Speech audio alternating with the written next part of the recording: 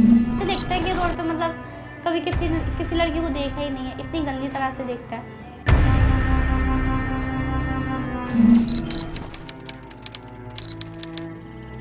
मेरा अटैक 2017 में हुआ था।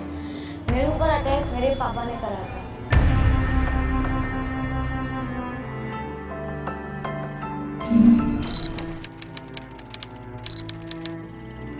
तो मेरी मम्मी मुझे चौड़े बर्तन में मतलब कि गिलास में ही पानी देती थी और मैं बोलती थी मम्मी कुछ बड़े से बर्तन में मुझे पानी दो, क्योंकि मैं उसमें ना अपना चेहरा देखना चाहती थी।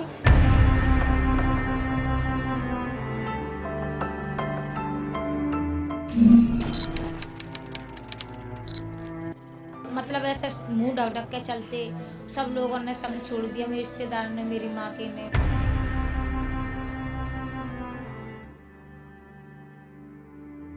हेलो एंड वेलकम, मेरा नाम डॉली है और आप देख रहे हो Y factor. And I am Shreya Upadhyay. Welcome to a brand new episode of Y Factor. And we are today here in Agra with acid attack survivors. We will talk to them about their journey to more empowerment, to strengthening themselves and working here at a cafe which is specially run by acid attack survivors. Let's talk to them.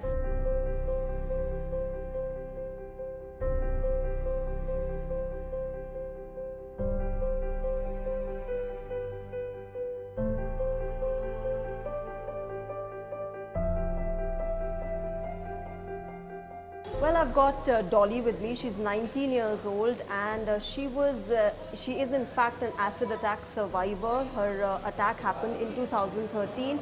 आइए इनसे बात करते हैं, समझते हैं कि कब क्या कैसे हुआ और वो कैसी इस चीज़ से उभरी। डॉली, सबसे पहले वेलकम टू वाई फैक्टर हमारे प्रोग्राम में। एंड सबसे पहले ये बताइए कि आप पे अटैक कब हुआ और कैसे हुआ, इफ़ यू कैन रिकॉल। मतलब मेरे ऊपर अटैक 2013 में हुआ था, जब मैं 13 साल की थी।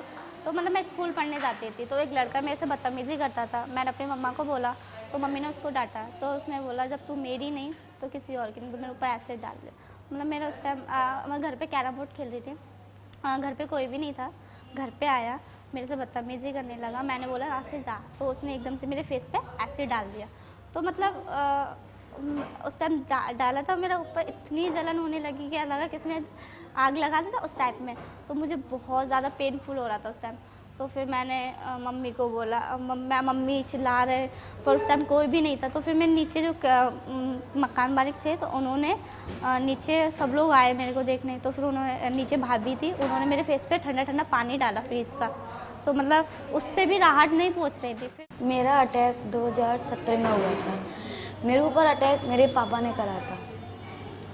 मेरे पापा ने इसके लिए अटैक किया था, मेरी अम्मी थी। मेरी अम्मी होते छोटे उनने ऑलरेडी 3 शादी कर रखी थी। जब मेरी शादी 2012 में हुई थी, जब मैं 15 साल की थी, तो मुझे नहीं पता था ये पापा ऐसा क्यों कर रहे हैं। जब मैं इतना नहीं जानती थी, जब मैं कुछ ज़्यादा छोटी थी, तो मेरी शादी होने के बाद मैंने पापा को एक बार मेरी अम्मी ने मेरे पास फ़ोन करा कि मेरी अम्मी ने मुझसे बोला बेटा तेरे पापा नहीं मान रहे। तो मैंने पापा को समझाया, पापा ऐसा आप क्यों कर रहे हो, मेरी अम्मी में कोई कमी हो, कोई बात हो तो आप कर सकते हो, अगर कोई कमी नहीं है तो आप क्यों कर रहे हो। तो पापा बोलते हैं मुझसे मेरा मन, मैं कुछ भी कर सकता हूँ। तो मैंने सोचा कि पापा नहीं सुधरने वाले। उसके बाद मेरी शादी होने के बाद पापा ने मुझे बेचने की कोशिश करी कि मैं इसको भी बेच सकता हूँ। तो जब मुझे मालूम पड़ा कि पापा मुझे बेचने वाले हैं, फिर उसके बाद मेरे पापा ने 3 शादी करके उनको लाते थे और बेच देते थे। तो वो एक तरफ का धंधा करते थे। मैंने पापा को और भी समझाया, पापा मत करो, मैं आपके नाम से FIR कर दूँगी। पापा बोले आज तू कुछ नहीं कर पाएगी, जो आज तक कोई नहीं कर पाया तो अब क्या कर लेगी। तो मैंने सोचा शायद, तो मैंने अपनी अम्मी का सहारा लिया और मैंने अपनी अम्मी से कहा अम्मी मेरा साथ दो। तो मेरी अम्मी ने FIR लगाई। हम लोग हाथरस में रहने वाले, हाथरस में मेरी नंसार है। मेरी अम्मी हमेशा अपने मायके में रहती थी। मेरी अम्मी को न्याय मिलना चाहिए। मैंने बहुत भाग दौड़ करी। तो मेरे पापा एक बार आए और मुझसे कहने लग गए, मैं और मेरे हस्बैंड और मेरी बेटी हम लोग मथुरा रहते थे किराए पे। तो वो दिन के 3 बजे आए, मुझसे बोले ये केस वेस बंद कर दे, नहीं तो वो हाल कर दूंगा कि कहीं पे तू शक्ल दिखावे लायक नहीं रहेगी। तो मैंने बोला ऐसा कुछ नहीं करेंगे, शायद घर से रिश्ता तोड़ देंगे, मुझसे कोई वास्ता रखेंगे नहीं, मैंने यही सोचा। फिर उसके बाद मैंने इतना गौर नहीं करा कि मेरे पापा मेरे ऊपर ऐसा कर सकते हैं। 30 अप्रैल को मैं, मेरे हस्बैंड और मेरी बच्ची हम लोग सो रहे थे और 2017 की बात है। तो मैं सो रही थी तो मेरे पापा ने गेट खटखटाया। जैसे ही मैंने गेट खोला तो मैंने सोचा पापा शायद बात करने आए हैं। तो जैसे ही मैंने गेट खोला तो मेरे पापा ने मेरे ऊपर तुरंत एसिड डाल दिया। एसिड डाल के वो भाग गए। उसी दिन रविवार था, ना कोई हॉस्पिटल खुला था। 15 मिनट बाद मेरे हस्बैंड ने जैसे ही पुलिस वाले बुलाई 100 नंबर करके, एकदम ऐसा कि चिल्लाई मैं बहुत तेज़ कि किसी ने मेरे चेहरे पे हाथ लगा दिया। उस टाइम मेरे हस्बैंड के पास पैसे भी नहीं थे, क्योंकि उनको भी समझ में नहीं आ रहा था मैं क्या करूं, कैसे करूं, कहाँ ले जाऊं। एकदम वो भी मेरी तरफ से घबरा गए थे। फिर उसके बाद मुझे 1-1.5 घंटे बाद बेड मिला, मुझे एडमिट करा वहाँ पर। फिर सबसे ज़्यादा मेरी आँख में मेरे लेंस पे 4 घाव थे। तो डॉक्टर ने बोला कि इनकी आँख ज़रूरी है, इनकी मेन आँख है। तो मेरे हस्बैंड ने बोला पहले आँख सही कर दो, मुझे बताओ कितना पैसा खर्च होगा। तो मेरे हस्बैंड ने डायरेक्ट बोला कि 20,000 कहीं से लेके आओ। मेरे हस्बैंड बोले रो रो के मैं कहाँ से लाऊं, इसकी आँख कैसे सही कराऊं। लेकिन मुझे सबसे ज़्यादा सपोर्ट मेरे नानी लोग करते हैं, नंसर वाले।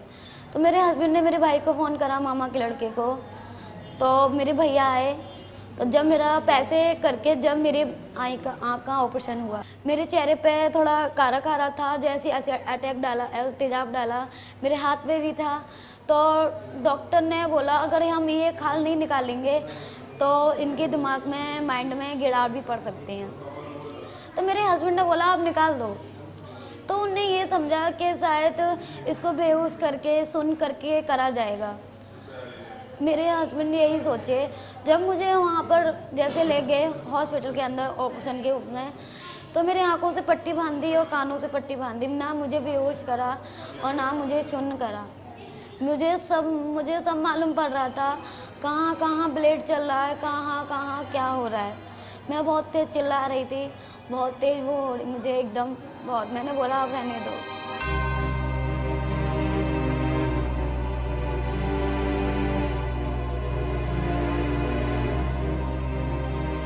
और जैसे ही मेरे हाथ का ऑपरेशन हुआ था तो मेरे हाथ चिपक गया था। तो उसने डॉक्टर ने नकलों में सीधा करा। फिर उसके बाद मेरा नोज का ऑपरेशन अभी हुआ है एंड 25 फरवरी को। मेरी अम्मी 23 फरवरी को ख़त्म हो गई, जब उस टाइम पे मैं नकलो थी। फिर उसके बाद मेरी मम्मी ख़त्म हो गई 23 फरवरी को। 25 फरवरी को मेरा ऑपरेशन था। मेरे माथे पे टाँके लगे हुए थे। डॉक्टर ने बोल दिया था कि इनको टेंशन मत देना, अगर आप टेंशन दोगे तो इनकी दिमाग की नस फट सकती है। तो मेरे फैमिली में मेरे भैया, मेरी छोटी बहन, मुझे किसी ने नहीं बताया। फिर उसके बाद मैं सही होने के बाद जब मैं घर गई तो मुझे अभी डायरेक्ट मैं अपने ससुराल गई। मुझे अपने घर नहीं जाने दिया नंसार। तो मुझे एकदम ऐसा लग रहा था कि पता नहीं कुछ हो गया है, मुझे कोई सच्चाई नहीं बता रहा था। फिर उसके बाद मुझे 1-1.5 महीने बाद मुझे मालूम पड़ा कि मेरी अम्मी इस दुनिया में नहीं है। मेरी अम्मी का ख्वाहिश था कि मेरी खुशबू कुछ अपने पैरों पर खड़े होके कुछ बन के दिखा। तो मैंने ठान लिया था मैं अम्मी की बात पूरी करूँगी। मैं अपनी अम्मी को जो आगे मैंने अपनी अम्मी को न्याय दिलाया तो मैं आगे और दिलाऊँगी। जो मेरे पापा ने मेरे साथ जो भी करा, मेरी अम्मी के साथ जो भी करा, मुझे इस वास्ते बहुत गुस्सा आता है कि मेरे पापा ने ऐसा क्यों करा, क्यों हम लोगों की ज़िंदगी ख़राब करी। मैंने बोला, मैंने FIR भी बहुत लगाई, जहाँ जहाँ मेरी कोशिश थी मैंने वहाँ पूरी कोशिश करी, लेकिन मेरा केस नहीं चला। सब लोग ये कहने लग गए, यहाँ तक पुलिस वाले मुझे उल्टा जवाब देने लग गए कि आप क्या अपने बाप की पत्नी हो क्या। तो मैं चुप बैठ गई। मैंने कि क्योंकि पुलिस वाले बहुत गलत ऑप्शन उठा रहे हैं। अटैक के चलने के बाद मैं घर में रहती थी। मुझे कुछ बुरे ख्याल आते थे, क्योंकि सबसे ज़्यादा इंडिया लोग सबसे ज़्यादा ऑप्शन उठाते हैं। हम कहीं खड़े हो जाएं, हम लोग कहीं चले जाएं, तो वो लोग पहले पूछते नहीं हैं कि बात क्या है।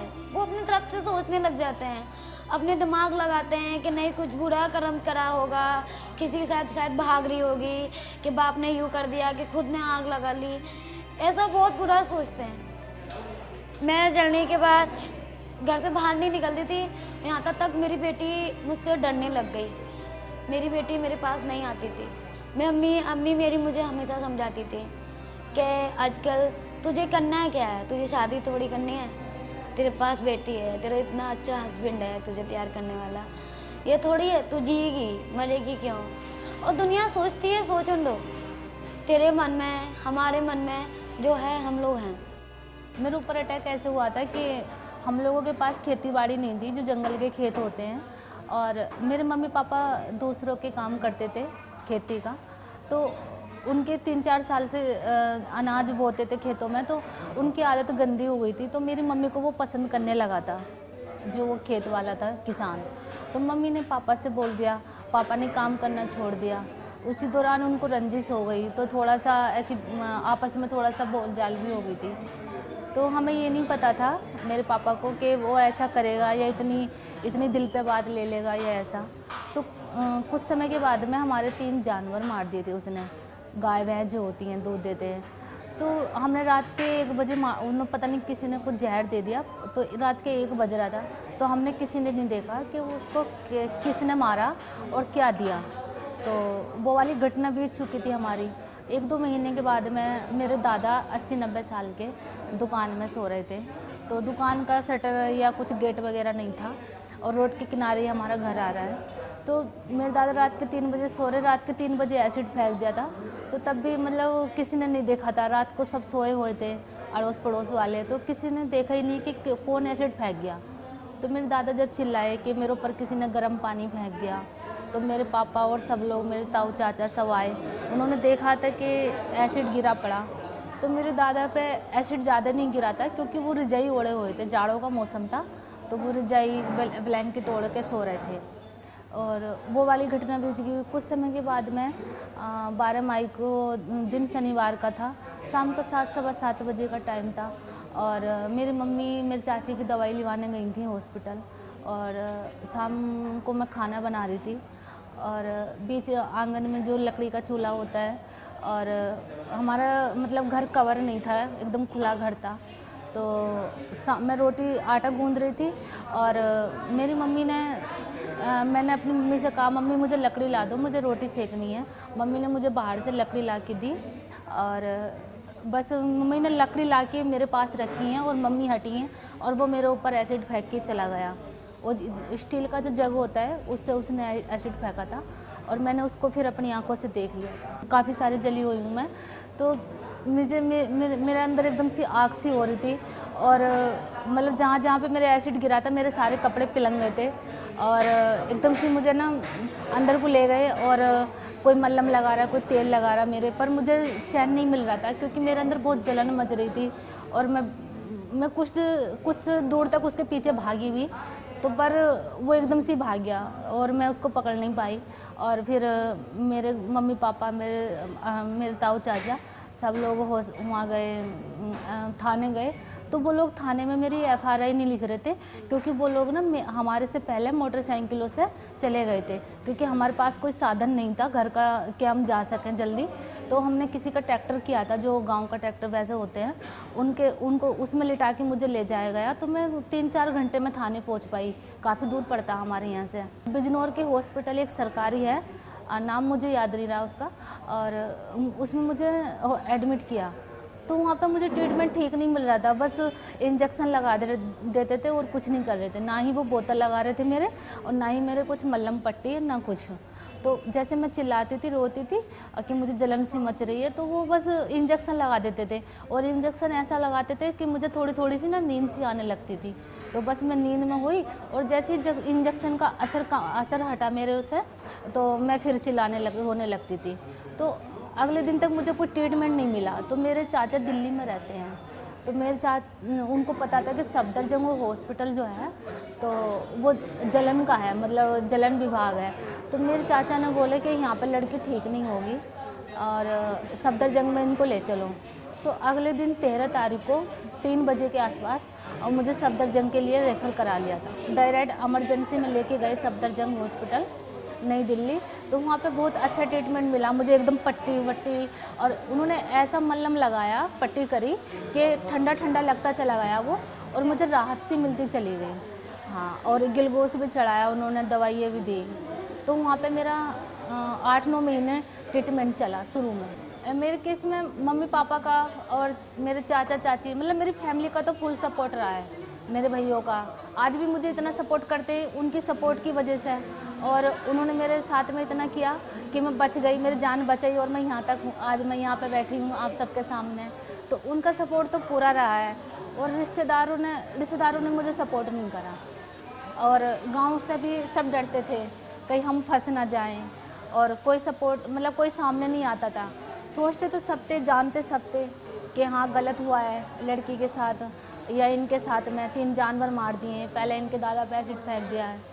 तो मतलब कोई कहने वाला नहीं था गांव से कि कोई कह सके आगे बढ़ के, क्योंकि कोई किसी की करी में नहीं आता है, सब बचते हैं। वो समय बहुत मुश्किल से मतलब हर लड़की के लिए गुजरता है जो एसिड अटैक के शिकार हो जाती है, क्योंकि मेरे साथ भी बहुत मुश्किल से वो समय निकला था। मैं जब 8-9 महीने के बाद हॉस्पिटल से आई, और मैंने मतलब वहाँ पे तो मैंने कोई शीशा या मतलब कोई अपना चेहरा नहीं देखा था। तो मेरी मम्मी मुझे चौड़े बर्तन में, मतलब कि गिलास में ही पानी देती थी, और मैं बोलती थी मम्मी कुछ बड़े से बर्तन में मुझे पानी दो, क्योंकि मैं उसमें ना अपना चेहरा देखना चाहती थी कि ये शीशा तो मुझे दिखाती नहीं है मम्मी मेरी। तो मेरे बाल भी मतलब वही बांधती थी सब चीज़, तो मुझे ना शीशा भी नहीं देखने दिया। मैंने 8 महीने तक अपने चेहरे को देखा ही नहीं था।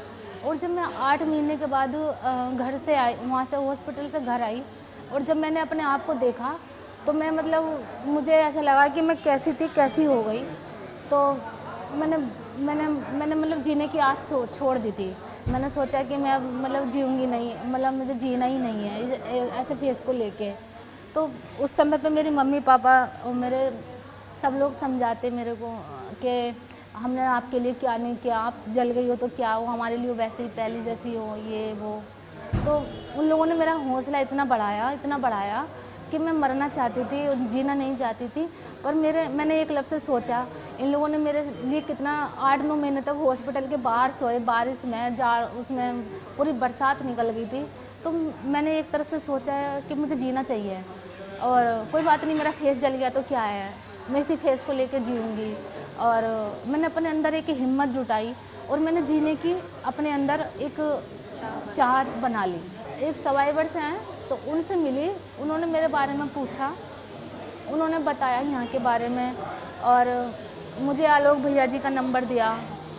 मैंने उनसे बात करी, उसके बाद मैं साल भर उनसे बातें करती रही, और 2016 में जाके मैंने कैंपेन के बारे में जाना था, और नंबर भी मैंने 2016 में लिया था 8 मार्च के आसपास। तो मैं आ नहीं पाई, फिर भी आलोक सर से मैं बातें करती रहती थी, हाँ सर मैं आऊँगी, और पर मैं आ नहीं पाई, क्योंकि मैं सोचती थी कि मैं कैसे जाऊँ अपने चेहरे को लेके। मैं घर से बाहर गई नहीं हूँ, और मैं मतलब कैसे कर पाऊँगी, मुझसे नहीं रहा जाएगा बाहर। और फिर उसके बाद मैंने जो 2017 25 मार्च को मैंने कैफ़े ज्वाइन किया, और जब मैंने यहाँ पे सब लड़कियों को देखा मेरे जैसी, और मैंने उनके हौसले, उनकी हिम्मत देखी, तो एक उनसे मिलके मेरे अंदर भी एक हिम्मत ऐसी आई कि यार मतलब मुझे भी आगे कुछ करना चाहिए। मैं क्यों अपने आप को इतना विक्टिम या इतना कुछ क्या समझती हूँ, क्यों अपने आप को कमज़ोर समझती हूँ। मैंने भी एक अपने अंदर, फिर उनसे वो मुझे और हिम्मत मिल गई, और मैंने अपने अंदर मतलब जीने की आस तो मेरी थी, पर मैंने और आगे बढ़ने की उनसे हिम्मत सीख ली। मेरा अटैक हुआ 1992 में, और मेरे परिवार वाले ने ससुराल में मेरे चाचा से सिखा दिया, और मेरे पति ने किया कि इसके ऊपर ऐसे डाल दे, और बेटी बेटी हो रही हैं। और मैं दोनों बेटी ने लेके अपनी मायके में सो रही, नहीं तो मेरी 3 साल की और छोटी बेटी 1.5 साल की। रात के 1 बज रहा, बाने से डाल दो। छोटी बेटी मेरी अटैक के 2 महीना के बाद ख़त्म हो गई और नीतू मेरी 3 साल की है और आज 27 साल की है। नीतू, आप अपने अटैक के बारे में बताइए, कब हुआ, कैसे हुआ? अभी मम्मी ने भी बताया था कि 1992 में अटैक हुआ था और अटैक मेरे पापा ने किया था। रीज़न ये था कि जो मेरे पापा के फैमिली वाले थे वो बेटा चाहते थे और हम 3 बहन थे। उसमें एक मेरी बहन भी थी 1.5 साल की और मैं उस टाइम पे 3 साल की रही थी। तो मेरी बहन हॉस्पिटल में 1-2 महीने के बाद हॉस्पिटल में ही ख़त्म हो गई और मैं और मेरी मम्मी हम तभी से सर्वाइव कर रहे हैं। अटैक मेरी नानी के यहाँ पे हुआ था, मतलब मेरे मम्मी के मायके में। तो सपोर्ट में मेरे नानी और मामा रहे थे। तो उसी रात को मतलब 16 तारीख को 1992 में 16 तारीख को अटैक हुआ था। तो उसी बीच में पहले मेरे नानी मामा ने रिपोर्ट कराई, FIR दर्ज कराई, फिर उसके बाद हमको SN मेडिकल आगरा में लेके आए हॉस्पिटल में। तो हॉस्पिटल में हम 3-4 महीने हम लोगों का ट्रीटमेंट चला। 14 महीने में हम सही हुए थे, मतलब मेरी मम्मी चलने लायक हुई थी। तो जो मेरे पापा थे वो मतलब जेल नहीं गए थे। तो उसी बीच में मतलब एक वक्तोश चक्रवर्ती करके वकील थे, आगरा के हैं। तो उन्होंने मेरी हालत देखी और मेरी मम्मी से पूछा कि इनके साथ क्या हुआ है, आपके साथ क्या हुआ है। तो मेरी मम्मी ने बताई कि इसके पापा ने इसके ऊपर हम लोगों के ऊपर तेजाब डाला है। तो उन वकील ने तुरंत हैंड टू हैंड केस किया और मेरे पापा को जेल भिजवाया। मतलब ऐसे मुंह ढक ढक के चलते सब लोगों ने संग छोड़ दिया। मेरे रिश्तेदार ने, मेरी माँ के ने, मेरी माँ पीछे नहीं हटी। मेरी माँ बोली कुछ भी है जा, चाहे मेरा घर वे के जा, मैं अम्मी बच्ची ने सही कराऊंगी। मेरे भैया कुआरे रह गए आज हमारे पीछे और आज हमें सब लोग सपोर्ट कर रहे हैं और सपोर्ट की ज़रूरत है। हम अटैक हुआ है, अटैक फेस पे हुआ है, बॉडी पे हुआ है, ना कि सपने पे, ना कि हिम्मत पे। तो हम फिर विक्टिम क्यों हैं? तो भाई है ना कि अगर लड़की कुछ करना भी चाहे तो लोग बोलते हैं अरे इसकी शादी कैसे होगी, इसका ब्याह कैसे होगा, अरे इसको तो मर जाना चाहिए। भैया क्यों मर जाना चाहिए? जीवन एक बार मिला है, जीने के लिए मिला है। अटैक ही तो हुआ है, जो कि हम तो गुनहगार नहीं हैं। जिसने किया उसको तुम एक्सेप्ट कर रहे हो, उसके ब्याह हो रहे हैं, शादी हो रहे हैं, उसके फ्रेंड बन रहे हैं, और जो मतलब जिनके साथ गलत हुआ है उनको तुम इग्नोर कर रहे हो। तो क्यों? क्योंकि ये समाज है हमारा ये। तो समाज की बात ना सुनते हुए हम लोग आगे बढ़े और आज मैं आपके सामने हूँ। अगर बहुत सारे लोग हमारी भी लाइफ में थे कि कुछ भी बोलते थे कि ऐसा है वैसा है, लेकिन हमने सबको इग्नोर किया और आगे बढ़े। कहते हैं ना, अगर हमें अपनी मंजिल तक पहुंचना है तो रास्ते में हमें बहुत सारे मोड़ मिलेंगे जो हमें रोकेंगे, बट हमें अपने कदम कंटिन्यू चलाने चाहिए, चलते रहने चाहिए। तो एक ना एक दिन अपनी मंजिल पे हम जरूर पहुंचेंगे। जब हम 2013 में जब कैंपेन स्टार्ट हुआ था तो उससे पहले सच में ही कोई लॉ नहीं था। आज भी हमारे कैफे में ऐसी लड़कियां हैं कि उनके ऊपर अटैक हुआ था, उनकी FIR दर्ज नहीं हुई है। आज भी ऐसे लोग हैं और ऐसे भी लोग थे कि उनको इलाज अच्छे से नहीं मिल पाया तो उनकी मौत भी हो गई है। बट इतना है, हमारा कैंपेन शुरू होने के बाद में इतना लॉ आया है कि अगर आज कोई अटैक होता है तो तुरंत में उसके ऊपर कार्रवाई की जाएगी, FIR दर्ज किया जाएगा और उसको अच्छे से अच्छे हॉस्पिटल में इलाज मिलेगा। तो इतना तो मतलब लॉ आया है और चेंज आया है। देखिए होता क्या है ना कि अब अगर हम सोचें कि हम अपने काम करने से, कुछ भी करने से हम पूरे समाज को बदल दें तो ये इम्पॉसिबल है। बट इतना कर सकते हैं कि हाँ, अगर हम कुछ कर रहे हैं तो अपने आसपास के माहौल को बदल पाएंगे, वो भी जब कि पहले हम खुद बदलेंगे। ये देश भी हमारा आज़ाद हुआ था 15 अगस्त को, लेकिन आज भी लड़कियाँ आज़ाद नहीं हो पाई हैं। मेरे हिसाब से मतलब जो अपनी लाइफ में है ना उस सपने को पूरा करो, और जो दीदी लोग बाहर ना निकले हो प्लीज़ अपने घर से बाहर निकले और अपनी लाइफ में फाइट करें। मैं चाहती हूँ कि जो मेरे साथ हादसा हुआ है मैं अपनी बेटी, अपने भाई बहनों के सामने नहीं होने दूँगी।